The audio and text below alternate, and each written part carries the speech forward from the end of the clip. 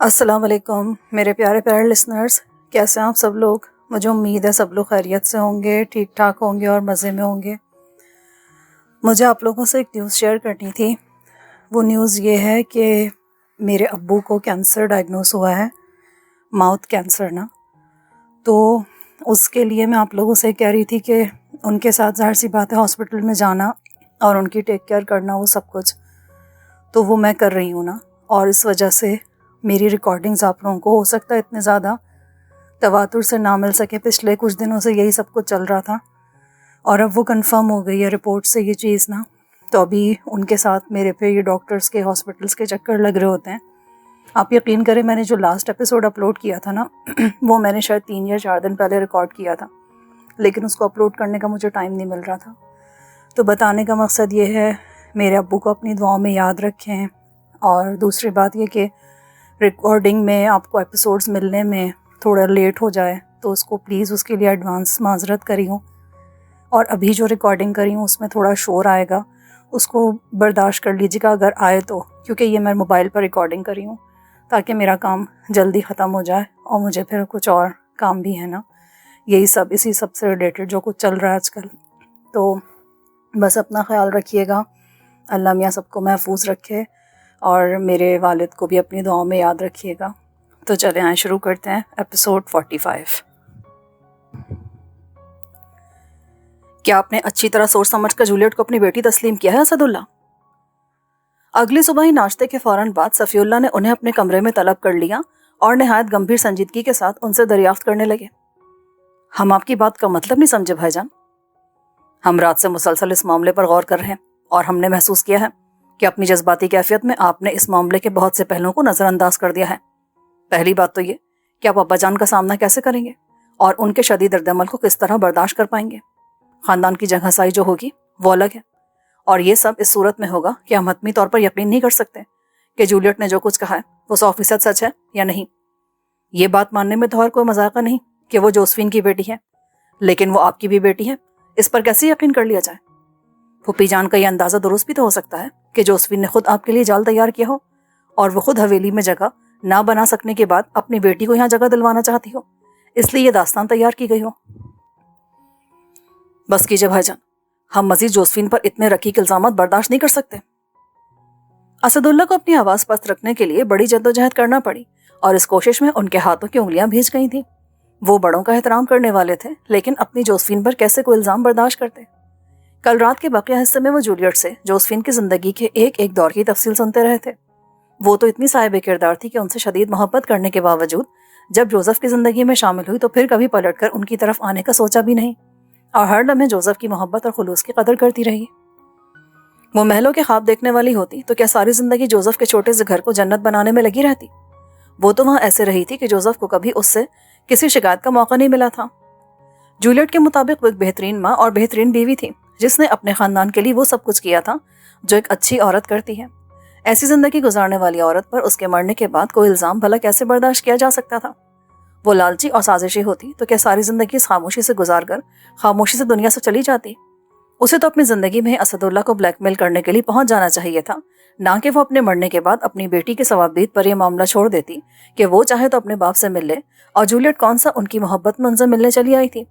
وہ تو ان کا احتساب کرنے آئی تھی، لیکن یہ جان کر سازش کا شکار صرف جوزفین ہی نہیں اسد اللہ بھی ہوئے تھے، اس سے اپنے دل کی قدورت دور کر لی تھی۔ وہ ان کی بیٹی نہ ہوتی تو اتنی جلدی ان کی طرف سے اپنا دل کیسے صاف کر لیتی؟ پھر اس کی تاریخ پیدائش بھی اس کی سچائی کا ثبوت تھی۔ جوزفین سے یہاں کے جانے کے چند ماہ بعد ہی اس کی تاریخ پیدائش اس بات کا ثبوت تھی کہ وہ اپنے دعوے میں سچی ہے۔ اس کے نقوش بھی اس کے دعوے کی تصدیق کرتے تھے۔ جوزفین کی ڈائری بھی ایک بڑی گواہی تھی۔ اس ڈائری میں جتنے بھی واقعات درج تھے وہ سچے تھے، تو پھر ایک جولیٹ کے معاملے میں جوزفین جھوٹ کیسے بول سکتی تھی؟ اسد اللہ نے اس کے ساتھ زندگی کے بہت تھوڑے دن گزار کر باقی کی پوری زندگی اس کی یاد میں گزاری تھی، تو یہ سب یوں ہی تو نہیں تھا۔ جوزفین میں کچھ تو ایسا تھا کہ اس پر زندگی نچھاور کی جا سکتی تھی۔ وہ کوئی عام لالچی سی عورت ہوتی تو ان کی طرف سے تحفے میں دیے گئے قیمتی لاکٹ کو ساری زندگی ایک نشانی اور امانت کے طور پر سنبھال کر رکھنے کے بجائے اسے فروخت کر کے اپنی زندگی بدل ڈالتی، لیکن اس نے ساری زندگی بمبئی کے ایک چھوٹے تنگ سے گھر میں قناعت اور خوش اسلوبی کے ساتھ زندگی گزار دی تھی۔ جولیٹ نے ان سے کہا تھا، مجھے آج احساس ہوتا ہے کہ انہوں نے ساری زندگی ڈیڈ کا احترام کیا اور ان سے وفادار بھی رہی، لیکن محبت ہمیشہ آپ سے ہی کرتی رہی. تو یہ یوں ہی نہیں تھا. آپ کے دل میں جلتی محبت کی شمع نے ہمیشہ ان کے دل کو بھی روشن رکھا، لیکن انہوں نے اس روشنی کو کسی مقدس راز کی طرح ہمیشہ چھپا کر رکھا ہوا تھا. تو کیا وہ ساری زندگی اپنی محبت کی مقدس راز کی طرح حفاظت کرنے والی جوزفین کی اس کے مرنے کے بعد توہین برداشت کر سکتے تھے؟ وہ تو اتنی جلدی اور اتنی خاموشی سے اس دنیا سے چلی گئی تھی کہ انہیں اس کے ساتھ ہونے والی ناانصافیوں پر معافی مانگنے کی بھی مہلت نہیں ملی تھی. برسوں پہلے اس سے جدائی کا صدمہ سہ لینے کے بعد وہ اس کے ملک عدم سدھر جانے کا صدمہ بھی بہت خاموشی سے اپنے دل پر سہ رہے تھے. لیکن یہ کیسے سہ سکتے تھے کہ کوئی جوزفین کو جھوٹا قرار دے دیتا؟ صفی اللہ نے بھی ان کی کیفیت محسوس کی اور نرمی سے بولے، ہمیں آپ کے جذبات کا احساس ہے اسد اللہ، لیکن ہم آپ کو آئندہ درپیش حالات کے بارے میں کوئی خوش امیدی نہیں دلا سکتے. ہم بھی اس بات کو سمجھتے ہیں بھائی جان، اور ذہنی طور پر ہر طرح کے حالات کے لیے تیار ہیں. اگر ابا جان نے جولیٹ کو قبول نہیں کیا تو ہم اپنی بیٹی کو لے کر ہمیشہ کے لیے اس حویلی سے چلے جائیں گے. ایسی باتیں مت کیجیے اسد اللہ. اس عمر میں آپ ابا جان کو اپنی جدائی کا صدمہ دیں گے؟ اس صدمے کو آپ ہم سے پوچھیے. ہم جو ہر دن سانس تو لیتے ہیں لیکن کیسے مر مر کر جیتے ہیں کہ ہم ہی جانتے ہیں. صفی اللہ کی آنکھوں سے یکدم ہی آنسو روا ہو گئے تھے. ان کے آنسو نے اسد اللہ کا دل تڑپا دیا اور وہ اپنی جگہ سے اٹھ کر بڑے بھائی کے پاس پہنچ گئے. ہمیں ہماری گستاخی کے لیے معاف کر دیں بھائی جان. ہم ہرگز بھی آپ کی دل آزاری نہیں چاہتے تھے. آپ کا غم ہمارا بھی غم ہے. ہم بھی آپ کے درد کو روح کی شدت سے محسوس کرتے ہیں، لیکن آپ کو بھی ہماری کیفیت سمجھنی چاہیے. اولاد تو ہر ایک کو جان سے پیاری ہوتی ہے نا، چاہے جائز ہو یا ناجائز. ہم اپنی غلطی کو چھپانے کے لیے جولیٹ کے ساتھ ناانصافی نہیں کر سکتے. آپ ہی بتائیں کہ ہم اسے کیسے دھتکار سکتے ہیں؟ ہمیں تو پہلے ہی بڑے کفارے ادا کرنے ہیں. اس کے ساتھ ظلم کیا تو اپنی روح پر بے حد و حساب بوجھ جمع کر لیں گے. دونوں بھائی ایک دوسرے کے گلے لگ کر رونے لگے. ربن کو اڈے پر قدم رکھتے غیر معمولی پن کا احساس ہوا. تمام حاضر افراد کے چہروں پر فکر کا سایہ تھا اور وہ اداس نظر آ رہے تھے. اس کا ماتھا ٹھنک گیا. دوپہر کو جب وہ یہاں سے روانہ ہوا تھا تو سب کچھ معمول کے مطابق تھا. اس نے دوپہر سے رات 9 بجے تک کا وقت مجو والے اڈے پر گزارا تھا. اڈے کے نظم و نسق کے متعلق بہت سے امور انجام دینے کے بعد اس نے علاقے کے چیدہ افراد سے بھی ملاقات کی تھی.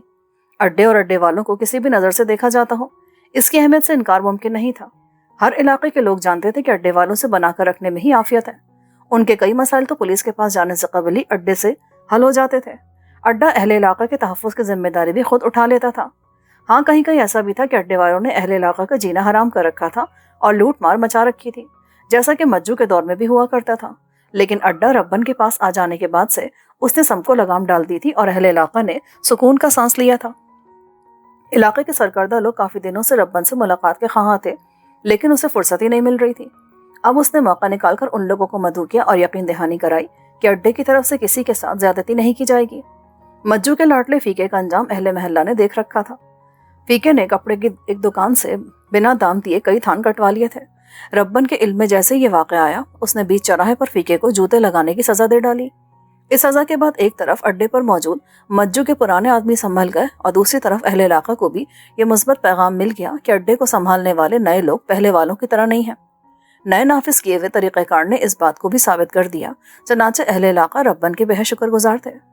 ملاقات ہوئی تو دونوں فریقین نے باہم یقین دہانیاں اور وعدے وعید کر ڈالے. ربن نے ان ملاقاتوں سے ایک پن دو کاج والا کام لیا. اہل علاقہ سے ملاقات کے جو فوائد تھے وہ اپنی جگہ تھے، لیکن اصل میں وہ اڈے پر اپنی مسلسل موجودگی کے گواہان بھی بناتا رہا تھا. آج رامو کی نگرانی میں اس کے آدمی ایک بہت اہم کام انجام دینے والے تھے.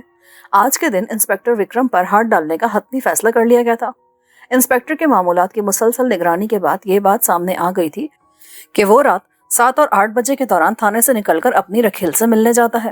وہ وہاں طے شدہ وقت نہیں گزارتا تھا، لیکن رات بھر کے لیے کبھی رکتا ہوا بھی نہیں دیکھا گیا تھا. وہ شادی شدہ آدمی تھا اور ظاہر ہے بیوی بچوں سے چھپ کر یہ شغل پال رکھا تھا، اس لیے احتیاط کرتا تھا. پھر اس کے پیشہ ورانہ مصروفیات بھی تھیں. بعض اوقات اسے رات کے وقت بھی ڈیوٹی پر حاضر رہنا پڑتا تھا اور اچانک ہی تھانے سے بلاوا آ جاتا تھا، اس لیے وہ رات کے وقت اپنے گھر پر ہی رہنے کو ترجیح دیتا تھا. یہ اور بات کہ کبھی کبھار ڈیوٹی کے بہانے رکھیل کے گھر بھی رات گزارنے کا موقع نکال لیتا ہو. ربن اور اس کے آدمیوں کو ان ساری باتوں سے کچھ لینا دینا نہیں تھا. ان کے لیے دلچسپی کی بات یہ تھی کہ وکرم نے اپنی رکھیل کو سب سے پوشیدہ رکھا ہوا تھا، اس لیے اس سے ملاقات کے لیے تنہا اور سادہ لباس میں جاتا تھا. اس موقع پر اگر اسے چھاپ لیا جاتا تو کسی کو کانو کان خبر نہ ہوتی اور وکرم کے غیاب کا شور اٹھنے سے پہلے اسے محفوظ مقام پر منتقل کر کے اسے مناسب ٹریٹمنٹ دینے کا سلسلہ شروع کر دیا جاتا. اڈے اور تھانے کے درمیان پیدا ہونے والی چپقلش سب کے علم میں تھی. اس لیے اغوا کے وقت ربن کی اڈے پر ہی موجودگی کے گواہان بنانے کے لیے یہ سارا اہتمام کیا گیا تھا۔ گواہان کی موجودگی میں کم از کم اس پر براہ راست کوئی الزام نہیں لگایا جا سکتا تھا۔ اس کے آدمیوں میں سے پولیس کتنوں کی اور کہاں تک چھان پٹک کرتی۔ ربن نے یہ سارا اہتمام رامو کے اسرار پر کیا تھا۔ رامو کا مشورہ تھا کہ دادا کو آزاد اور شک و شبہ سے بالاتر رہنا چاہیے تاکہ آزاد رہ کر سارے معاملات کی دیکھ بھال کر سکے۔ اس کی موجودگی اس کے آدمیوں کا حوصلہ بلند رکھنے کے لیے ضروری تھی۔ ربن اس کے دلال سے قائل ہو گیا تھا، اس لیے اس کی بات مان لی تھی۔ ایک طے شدہ وقت مجو والے اڈے پر گزارنے کے بعد اس نے اپنے اس ٹھکانے کا رخ کیا جہاں وکرم کو رکھا گیا تھا۔ اچھو والے ٹھکانے کے علاوہ بھی اس کے کچھ اور ٹھکانے تھے اور یہ انہی میں سے ایک ٹھکانہ تھا۔ وکرم اسے اپنے سامنے پا کر بہت جل بلایا اور بڑی بڑی دھمکیاں دی کہ ربن کو اس کے اغوا کی حرکت بہت مہنگی پڑے گی۔ عالم اشتعال میں وہ ربن کو منہ بھر بھر کے گالیاں بھی بکتا رہا، لیکن ربن نے کوئی اعتراض نہ کیا اور نہ ہی اس کی کسی بات کا جواب دیا۔ الٹا اس نے اپنے آدمی کو ہدایت کی تھی کہ وکرم کو نہایت عمدہ کھانا کھلایا جائے۔ اس کے حکم پر اشتہا انگیز کھانا وکرم کو پیش کیا گیا۔ کھانے میں جلیبیوں سمیت 2 مزید میٹھے بھی شامل تھے۔ اچھا کھانا اور اس سے بھی بڑھ کر میٹھا وکرم کی کمزوری تھی۔ کھانا سامنے آیا تو وہ غصے اور پریشانی کے باوجود اپنا ہاتھ روک نہ پایا اور خوب جی بھر کر کھایا۔ اس شکم سیری کے بعد ربن نے اپنے آدمی کو حکم دیا کہ وکرم رات بھر سونا تو دور کی بات پلک بھی نہ جھپکنے پائے۔ شکم سیری اور ساتھ ہی بڑی مقدار میں میٹھے کے استعمال کے بعد نیند سے محرومی وکرم پر کیسا عذاب بن کر ٹوٹے گی، اس بات سے ربن اچھی طرح واقف تھا۔ اس لیے اس نے وکرم سے سارے سوال جواب اگلے دن کے لیے اٹھا رکھے تھے۔ وہ ٹوٹ پھوٹ کا شکار ہوتا تو اس سے کچھ بھی اگلوانا آسان ہو جاتا۔ اس کی طرف سے بالکل مطمئن ربن رات گئے اپنے اڈے پر واپس پہنچا، لیکن یہاں سب کی اتری صورتیں اس کی منتظر تھیں۔ کیا بات ہے رے؟ یہ سالی تم لوگ کی شکلوں پر 12 کائے کو بج رہے ہیں؟ فاروق استاد کا کچھ پتہ نہیں دادا۔ جانی ہمت کر کے آگے آیا اور اسے اطلاع دی۔ گولو رات کو جلدی سو جانے کا عادی تھا اور باقی لوگوں نے احتیاط کی تھی کہ وہ نیند سے نہ جاگنے پائے، ورنہ اس وقت ربن کے سوال کرنے سے پہلے اس کے اڈے پر قدم رکھتے وہ اسے اطلاع دے دیتا۔ پتہ نہیں کا کیا مطلب حرام خور؟ آج شام فاروق استاد چاند بانو سے ملاقات کے لیے جانے کا بول کر اڈے سے نکلا تھا۔ بول کے گیا تھا تھوڑا جاستی ٹائم لگ سکتا ہے، اس واسطے کھانے کے ٹائم تک تو سب ریلیکس رہا، پر جیسے جیسے سمے گزرتا گیا چنتا ہونے لگی۔ فاروق استاد کا موڈ خراب نہ ہو یہ سوچ کر تھوڑی دیر اور راہ دیکھتے رہے، لیکن پھر گھبرا کر بندہ خبر لینے کو دوڑایا۔ ادھری سے پتہ چلا کہ بہت دیر ہوئی۔ فاروق استاد رات کا کھانا کھا کر وہاں سے نکل گیا تھا۔ وہاں سے نکل کر اڈے کیوں نہیں پہنچا یہ کسی کی سمجھ میں نہیں آ رہا۔ وہ گیا تھا تو اس کے پیچھے بندے کیوں نہیں گئے؟ اپن نے بولا تھا نا اسے اکیلے چھوڑنے کا نہیں ہے۔ تمہارا آرڈر سب کی نالج میں ہے دادا، پر فاروق استاد کا بھی تم کو پتا ہے۔ بولا میں بتا کر جا رہا ہوں کہ کدھر جا رہا ہوں، اس لیے کسی کو میرے پیچھے آنے کی ضرورت نہیں ہے۔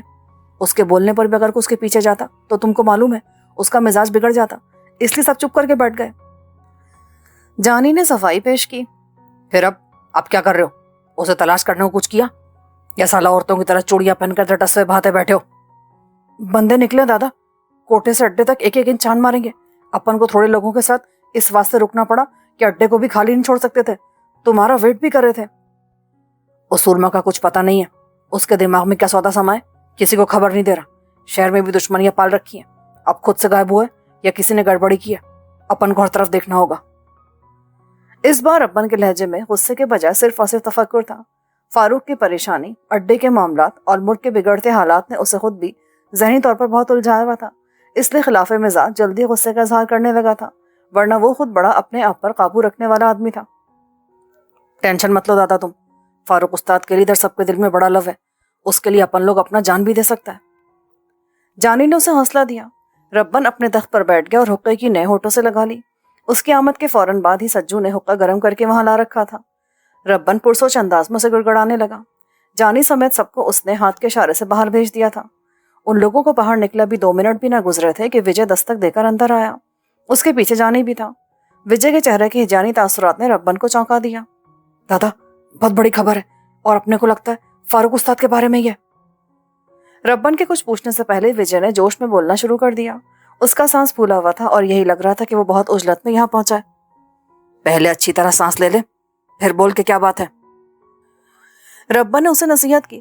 خود اس کے لیے بھی ایک ایک لمحہ بھاری تھا، لیکن وہ تحمل سے کام لے رہا تھا۔ اپن لوگ کوٹھے سے اڈے تک کے راستے پر فاروق استاد کے بارے میں معلوم کرتے پھر رہے تھے کہ ایک ڈبل روٹی مکھن والا مل گیا۔ غریب لکڑی کے خالی کھوکے میں ڈبل روٹیاں اور مکھن کی ٹکیاں رکھ کر اپنے کندھے پر لاد کر رات گئے پھیری لگاتا ہے۔ صبح ناشتے میں ڈبل روٹی مکھن پسند کرنے والے اس سے تازہ ڈبل روٹی اور مکھن خریدتے ہیں۔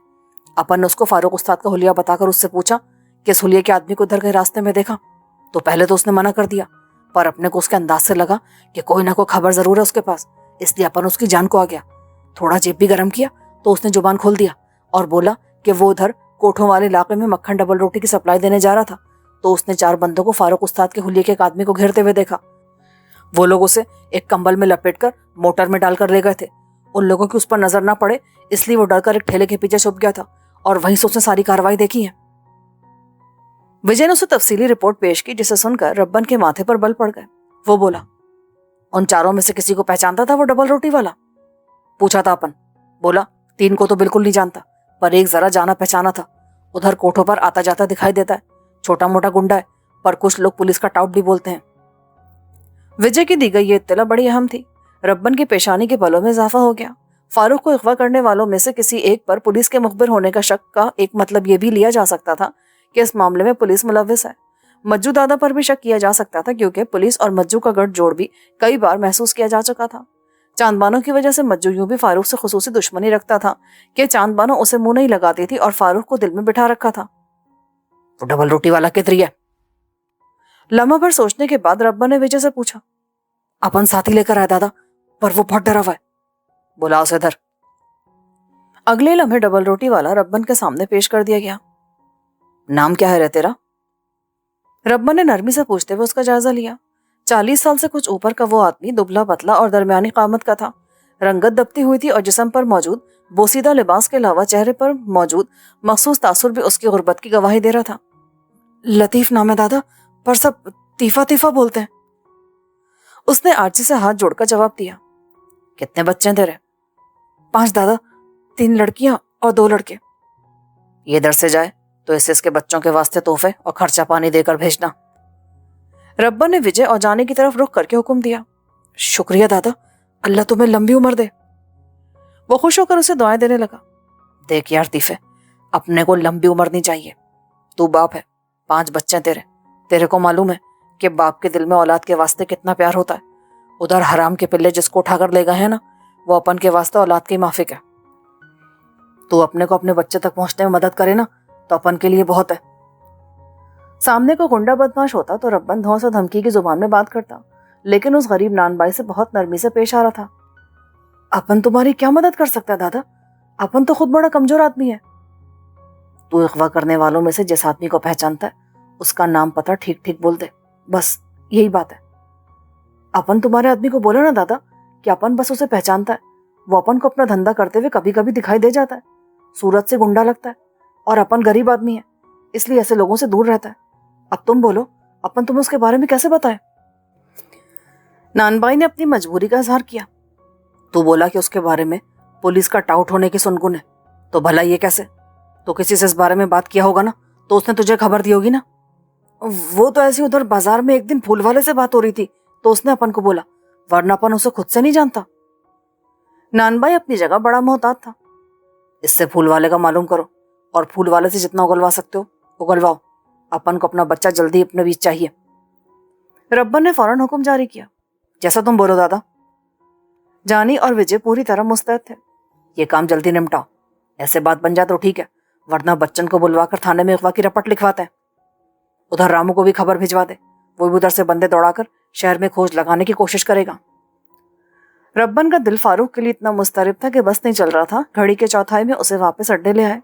अड्डे पर मौजूद मुन्नू और अकबर भी ये सब देख रहे थे।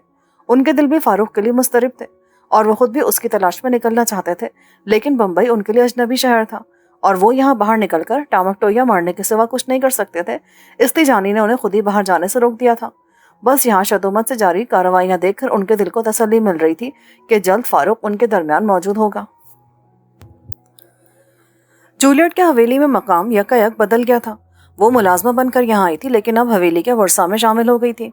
उसकी हवेली से वाबस्तगी का बाकायदा ऐलान तो नहीं किया गया था, लेकिन तमाम सरकर्दा अफराद के इल्म में यह बात आ चुकी थी कि वो जोसेफिन के वतन से जन्म लेने वाली असदुल्ला की बेटी है। मुलाजमीन में से जो भी बहुत खास थे उन्हें थोड़ी बहुत सुनगुन मिल गई थी, लेकिन किसी ने अपनी जुबान नहीं खोली थी। वो हवेली के पुराने नमक खार थे और जानते थे कि कान कुछ भी सुन ले तो मालिकान की इजाज़त के बगैर जुबान नहीं खोली जा सकती।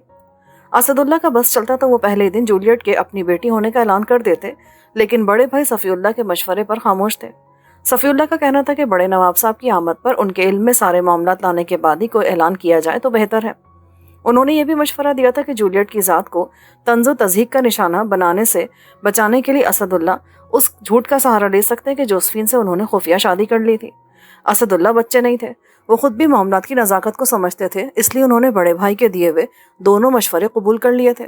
اب بس نواب صاحب کی واپسی کا انتظار تھا۔ انتظار کا یہ وقت دونوں باپ بیٹی زیادہ تر ایک دوسرے کے ساتھ بتا رہے تھے۔ دونوں کے پاس ایک زمانے کی تفصیل تھی جو انہیں ایک دوسرے کو سنانی تھی، اس لیے وقت گزرنے کا احساس نہیں ہوتا تھا اور وہ بلا تکان گفتگو کیے جاتے تھے۔ اسد اللہ مردانے میں جاتے تو جولیٹ کو تھوڑی دیر کی فرصت ملتی۔ حبیب اللہ کی بیٹی مہنور کو پڑھانے کا سلسلہ اس نے اب بھی جاری رکھا ہوا تھا۔ فرصت کے اوقات میں وہ اسے پڑھاتی یا نوابزادی عالیہ کے پاس جا بیٹھتی۔ اپنے مفاد کے لیے انہوں نے جوزفین کو حویلی سے نکلوانے میں جو کردار ادا کیا تھا وہ اپنی جگہ تھا، لیکن اپنے اس فعل پر شرمندگی اور اعتراف خطا کے بعد وہ اسے بری نہیں لگتی تھی۔ اس نے تسلیم کر لیا تھا کہ بے شک بشرا کمزوری نے غالب آ کر وقتی طور پر عالیہ کو غلط کام کے لیے مجبور کر دیا تھا، لیکن وہ اپنے اس عمل پر نادم تھی تو یہ بھی ان کے اچھے ہونے کی دلیل تھی۔ ان کے مقابلے میں ندرت جہاں عرف آپا بیگم نے تو ایسی کو زحمت ہی نہیں کی تھی، الٹا اس پر ہی الزامات اور تہمتیں لگاتی رہی تھیں۔ آج کل انہوں نے خود کو اپنے کمرے تک ہی محدود کر رکھا تھا، جہاں ان کی اکثر و بیشتر اپنے نکمے بیٹے اختر کے ساتھ نشست جمی رہتی تھی۔ لگتا تھا دونوں ماں بیٹے مل کر نواب صاحب کی واپسی پر اپنے آئندہ کے لاہے عمل کو طے کرنے میں مصروف ہیں۔ مشاورت کے لیے عشرت جہاں بھی ان کے ساتھ ہی موجود رہتی تھی۔ وہ کیا کرتے ہیں اور کیا نہیں، اس کی اسد اللہ کو کوئی پرواہ نہیں تھی، کیونکہ انہوں نے سوچ لیا تھا کہ وہ نواب صاحب کے روبرو سچائی اور دو ٹوک موقف کا اظہار کریں گے۔ وہ جولیٹ کو برسوں کی محبت دنوں میں دینے کی کوشش کر رہے تھے۔ انہوں نے وہ زارا زیور جو ان کی مرحومہ بیوی کو شادی میں چڑھایا گیا تھا اور اب ان کی ملکیت میں تھا، جولیٹ کو سونپ دیا تھا۔ جولیٹ کو اس قیمتی زیور سے کوئی دلچسپی نہیں تھی، لیکن اپنے سگے باپ کی محبتوں اور عنایتوں پر اس کا دل نہال تھا۔ وہ دعا کر رہی تھی کہ جلد سے جلد نواب صاحب شکار پر سے آ جائیں تاکہ اس کے مستقبل کا فیصلہ ہو سکے۔ نواب صاحب کا پروگرام ذرا توارت اختیار کر گیا تھا اور وہ اپنے جس دوست کی دعوت پر شکار کے لیے تشریف لے کر گئے تھے، ان کے ملازم نے حویلی میں پروگرام کی استوالت کی اطلاع پہنچا دی تھی۔ ان کی آمد میں اس تاخیر پر صبر کے سوا کچھ نہیں کیا جا سکتا تھا۔ جولیٹ کو بس جو واحد اطمینان تھا وہ یہ تھا کہ نوابزادہ اسد اللہ ہر حال میں اس کی ذمہ داری نبھانے کا وعدہ کر چکے ہیں اور اب وہ اس دنیا میں تنہا نہیں ہے۔ آج اسد اللہ نے اسے اطلاع دی تھی کہ وہ جاگیر کا نظام دیکھنے جا رہے ہیں، اس لیے مغرب سے پہلے واپسی نہیں ہو سکے گی۔ وہ الگ صبح روانہ ہو گئے تھے اور ان کی غیر موجودگی میں وہ حویلی میں تنہائی محسوس کر رہی تھی۔ اسے یہ بھی خدشہ تھا کہ اسد اللہ کی غیر موجودگی میں ندرت جہاں اختر اور عشرت کسی قسم کی سازش کی کوشش نہ کریں، لیکن اسد اللہ اسے اطمینان دلا کر گئے تھے کہ ان کی غیر موجودگی میں نوابزادہ صفی اللہ اس کے ذمہ دار ہوں گے۔ حسیب اللہ اور اس کی بیوی کا رویہ بھی اس کے ساتھ مناسب تھا اور عالیہ تو پھپھو والی مخصوص محبتیں اس پر نچھاور کر رہی تھیں، اس لیے اس کے خدشات نے زیادہ طاقتور شکل اختیار نہیں کی۔ صبح ناشتے کے بعد کا وقت اس نے مانور کے ساتھ گزارا۔ کچھ دیر عالیہ کے ساتھ بیٹھی اور دوپہر کے کھانے کے بعد ایک کتاب کا مطالعہ کرتی رہی۔ شام کے وقت ہوا خوری کے لیے پائے باغ میں نکل گئی۔ وہاں اس کا آصف خان سے سامنا ہو گیا۔ اس نے بڑی دلچسپی سے جولیٹ کی طرف دیکھا۔ گہرے سبز رنگ کے تنگ پجامے کے ساتھ اس نے انگوری رنگ کا کرتا پہن رکھا تھا اور گہرا سبز دوپٹہ لاپرواہی سے شانوں پر پڑا ہوا تھا۔ لباس کی یہ تبدیلی خود بخود عمل میں آ گئی تھی۔ آپا بیگم کے حکم پر مشرقی لباس زیب تن کرنے سے انکار کرنے والی جولیٹ نے باپ کی محبت میں خود بخود کے رنگ اختیار کر لیا تھا۔ اسد اللہ نے اس سے سلسلے میں کچھ نہیں کہا تھا اور نہ ہی اس کے رہن سہن پر معترض ہوئے تھے، لیکن اس کے دل نے خود اس سے کہا کہ وہ اس روپ میں ڈھل جائے جس روپ میں اسے دیکھنا اس کے باپ کی خوشی کا باعث بنے گا، اور واقعی اسد اللہ اسے دیکھ کر خوش ہوئے تھے۔ آصف خان کی جمی اس پر نظروں میں بھی پسندیدگی کا تاثر نمایاں تھا۔ بہت دنوں بعد آپ سے ملاقات ہو رہی ہے۔ جولیٹ نے اس کی پسندیدگی کو محسوس کیا، لیکن تجاہل سے کام لیتے ہوئے اس سے مخاطب ہوئی۔ آپ کوئی فرصت نہیں تھی، ورنہ میں تو روز رات دیکھتا تھا۔ آصف نے ظریفانہ لہجے میں شکایت کی تو وہ مسکرا دی۔ تبدیلی آپ پر جچ رہی ہے۔ خامخواہ آپ آپا بیگم کی ضد میں اس پہناوے کو اختیار کرنے سے انکار کرتی رہیں۔ اس لباس میں تو پہلے سے بھی زیادہ خوبصورت لگ رہی ہیں۔ تبدیلیوں کو دل سے قبول کیا جائے وہ تبھی اچھی لگتی ہیں۔ جبرن کسی پر کچھ بھی مسلط کیا جائے تو وہ ذہنی طور پر قبول نہیں کیا جاتا، اس لیے آپ میرے پہلے انکار کو خواہ نہ ٹھہرائیے۔ ہر تبدیلی دل سے قبول نہیں کی جاتی۔ کیا آپا بیگم اور ان کی اولاد نے حویلی میں آنے والی تبدیلی کو قبول کر لیا ہے؟ آصف نے معنی خیز لہجے میں پوچھا تو وہ جان گئی کہ وہ محرم راز ہے اور ابھی بات کھولے نہ جانے کے باوجود جانتا ہے کہ حویلی کی تاریخ میں کیا واقعہ پیش آ چکا ہے۔ انا اور ضد میں کسی تبدیلی کو نہ قبول کرنے اور اصولی موقف کے تحت انکار کرنے میں فرق ہوتا ہے۔ جو لوگ انا پرستی کا شکار ہیں انہیں انہی کی اس روش پر خوش رہنے دیں. مجھے ان سے کوئی غرض ہے نہ مطلب. جب میں یہاں آئی تھی اس وقت بات اور تھی, اب بات کچھ اور ہے. اب وہ سارے لوگ میرے لیے ساندھی حیثیت اختیار کر گئے ہیں. اب مجھے ان سے کوئی مقابلہ نہیں کرنا, کیونکہ مجھے بلا مقابلہ وہ مقام مل گیا ہے جو میرا حق تھا. حویلی میں آپ کے مقام کا تعین میرے خیال میں بھی پوری طرح نہیں ہوا ہے. ابھی بڑے نواب صاحب کے حضور یہ معاملہ پیش ہونا ہے, اور یہاں لوگوں کا جو مزاج ہے اس کو دیکھتے ہوئے میں کسی مثبت رد عمل کی امید کم ہی رکھتا ہوں. آصف نے صاف گوئی کا مظاہرہ کیا. شاید مجھ سے الفاظ کے انتخاب میں غلطی ہوئی ہے. مجھے حویلی میں اپنے مقام کے تعین کے بجائے اس فرد واحد کی زندگی میں اپنے مقام کی بات کرنی چاہیے تھی جس سے اپنے رشتے کی بنیاد پر میں یہاں آئی ہوں. میری بدگمانی کے برخلاف وہ بہت مخلص اور دیانتدار انسان ثابت ہوئے ہیں, اور انہوں نے مجھے یقین دلایا ہے کہ وہ آخر تک مجھ سے اپنا رشتہ نبھائیں گے. اس نے اب بھی اسد اللہ کا نام لینے یا ان سے اپنا رشتہ بیان کرنے میں احتیاط سے کام لیا تھا, حالانکہ آصف خان کے الفاظ سے ظاہر تھا کہ اسے سب باتوں کا پوری طرح علم ہے. یقیناً وہ ایسا ہی کریں گے. میں نے انہیں جتنا جانا ہے اس حساب سے پورے اعتماد کے ساتھ کہہ سکتا ہوں کہ وہ تعلق, وعدے اور رشتے نبھانے والے انسان ہیں. جولیٹ مسکرا کر خاموش ہو گئی. کچھ دیر کے بعد آصف بولا, آئیے کچھ دیر وہاں بیٹھتے ہیں. جولیٹ نے انکار نہیں کیا اور اس کے اشارے پر سنگی بینچ کی طرف بڑھ گئی. وہ دونوں درمیان میں تھوڑا سا فاصلہ رکھ کر ایک ساتھ بیٹھ گئے. آصف نے دھیرے سے کھنکارتے ہوئے گفتگو کا آغاز کیا اور جھجکتے ہوئے بولا, میں کچھ عرصے سے آپ سے ایک بات کہنے کی کوشش کر رہا تھا پر ہمت نہیں ہو رہی تھی. اگر اجازت ہو تو اب کہہ دوں. ایسی کیا بات ہے بھلا جو ایک پٹھان زادہ نہیں کہہ پا رہا؟ میں نے تو سنا ہے کہ پٹھان بہت بہادر اور دلیر ہوتے ہیں. بات بہت خاص ہو, خاص شخص کے روبرو کہنی ہو اور اس پر آپ کی زندگی کا دار و مدار ہو تو کہتے ہوئے انسان جھجک جاتا ہے. اب ایسی بھی کیا بات ہے, کہیے تو. میں چاہتا ہوں کہ آپ کی نئی شروع ہونے والی زندگی میں مجھے آپ کی ہم سفری کا شرف حاصل ہو جائے. جولیٹ پر بھل کے لیے چپ ہو گئی, پھر بولی, میرے خیال میں آپ نے فیصلہ کرتے ہوئے عجلت سے کام لیا ہے. میرے متعلق ابھی بہت کچھ طے ہونا باقی ہے. ہو سکتا ہے مجھے حویلی چھوڑ کر جانا پڑے. پھر سب سے بڑا مسئلہ مذہب کا ہے. ایک مسلمان خاندان کا حصہ ہونے کے باوجود میں اب بھی عیسائی ہوں, اور فی الحال میں نے مذہب کی تبدیلی کے بارے میں سوچا بھی نہیں ہے. آپ بے شک اپنے والدین اور قبیلے سے دور رہ رہے ہیں, لیکن میرا خیال ہے آپ ان کی اجازت کے بغیر ایسا کوئی فیصلہ کرنے کے مختار نہیں ہیں.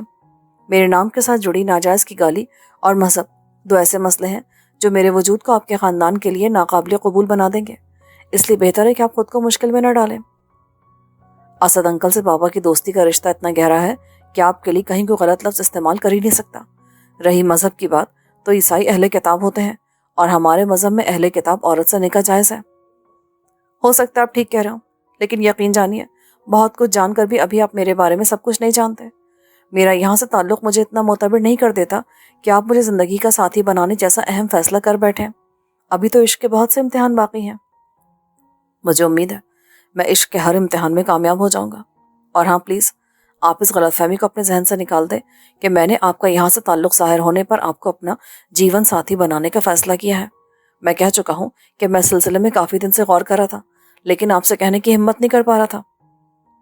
میں آپ کی اس بات سے اختلاف نہیں کروں گی. یقیناً آپ جو کہہ رہے ہیں صحیح کہہ رہے ہوں گے, لیکن میرا یہ موقف اپنی جگہ قائم ہے کہ ابھی آپ میرے بارے میں سب کچھ نہیں جانتے, اس لیے اتنا بڑا فیصلہ مت کریں. مجھے یقین ہے کہ سب کچھ جان کر بھی میں اپنے فیصلے پر قائم رہوں گا. البتہ آپ اپنے الجھن کے خاتمے کے لیے اپنی زندگی کا ہر تلخ و ترش پہلو میرے سامنے بیان کر سکتی ہیں. اس سلسلے میں تو پہلے بھی آپ کو ایک بار پیشکش کر چکا تھا اور یقین دلایا تھا کہ آپ مجھے مخلص فرازدار دوست پائیں گی, لیکن شاید آپ نے میرے کہنے پر اعتبار ہی نہیں کیا.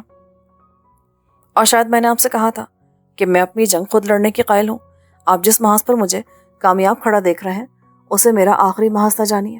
مجھے اب ایک دوسری جنگ بھی لڑنی ہے, اور اس جنگ میں کامیاب ہوئے بغیر میں اپنی زندگی کا کوئی فیصلہ نہیں کرنا چاہتی. سچ پوچھیے تو بہت دن گزرے میرے لیے زندگی ختم ہو چکی ہے. آپ جس وجود کو اپنے سامنے چلتا پھرتا کھاتا پیتا دیکھ رہے ہیں یہ ایک بے روح وجود ہے جسے بس انتقام کی آگ نے زندہ رکھا ہوا ہے. اس کے لہجے میں جو آنچ تھی اس کی تپش آصف خان نے بھی محسوس کی. اگر میں یہ کہوں کہ انتقام کی یہ آگ مجھے سونپ دے تو کوئی حرج نہیں ہوگا. میں آپ کے ہر مجرم کو آپ کی خواہش کے مطابق کیفر کردار تک پہنچاؤں گا. تو کیا آپ میری اس پیشکش کو قبول نہیں کریں گی؟ آصف خان نے نہایت امید سے پوچھا تو وہ فوری طور پر انکار نہ کر سکی, لیکن اپنی روح پر دلدار آغا کا لگایا زخم کسی کو دکھانا بھی آسان بات نہیں تھی. اس لیے اس کے لبوں پر پڑا تالا نہ کھلا اور وہ چپ چاپ بیٹھی پھول پتوں کو دیکھتی رہی. میں پٹھان زادہ ہوں, اور ہم پٹھان کبھی اپنی بات سے نہیں پھرتے۔ میری ہر پیشکش و خواہش ہمیشہ آپ کے سامنے رہے گی، بس ابھی آپ پر ہے کہ آپ کب مجھے اعتبار کے لائق سمجھتی ہیں۔ آصف نے مختصراً کہا اور چپکے سے وہاں سے اٹھ گیا۔ جولیٹ خالی خالی نظروں سے اسے جاتا دیکھتی رہی۔ اس نے عارف کی برسوں کی دوستی اور محبت کو ایک لمحے میں بدلتے دیکھا تھا۔ وہ بھلا اتنی آسانی سے کسی دوسرے پر اعتبار کیوں کر سکتی تھی؟